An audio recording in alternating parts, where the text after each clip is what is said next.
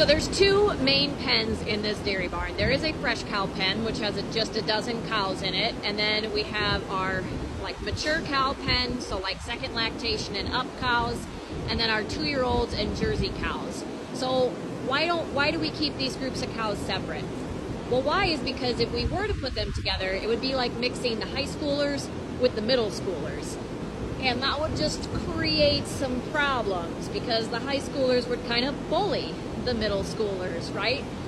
So there is a definite pecking order within groups of cows. And anytime you are going to add cows or take cows out or move animals around, that pecking order gets reestablished. And so you don't want to be doing a lot of that if you can avoid it. And you certainly don't want to be mixing mature cows with young, immature cows. So cows on the dairy are fed once a day. And then throughout the day, an automatic feed pusher runs to be able to constantly have that feed accessible to the cows and easy to reach. For every extra pound of dry matter a cow is eating, that's an extra 2 to 3 pounds of milk. So we want to encourage these animals to get up and eat throughout the day, be drinking lots and lots of water, and of course, be resting. These animals will spend about 14 hours a day just laying down and resting. So that's a brief overview of the freestall barn. Now, I get a lot of questions online as far as why are these animals housed indoors versus being housed outside? Well, we are in the Midwest. We are in Iowa. And Iowa doesn't always have the nicest weather days throughout the year.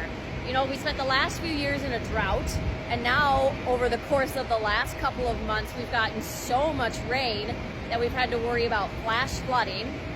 So think about those types of environments for cows and animals in general. These girls want a consistent environment year-round. That's how they thrive.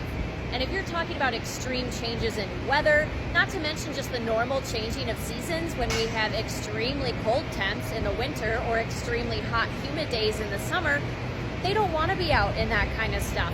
So providing these ladies with an environment like this allows them to thrive all year round and do so in the least amount of stress possible. Now, would it be great to put these animals out on pasture for the 10 days out of the year that are perfect, beautiful weather days? Yeah, that would be great. But let's face it, we need the land base that we have for these girls to grow their feed to last the entire year.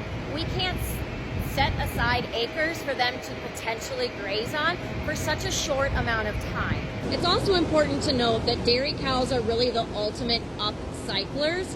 They are able to eat feedstuffs that we as people cannot consume. In fact, 80% of a dairy cow's diet are things that we cannot eat.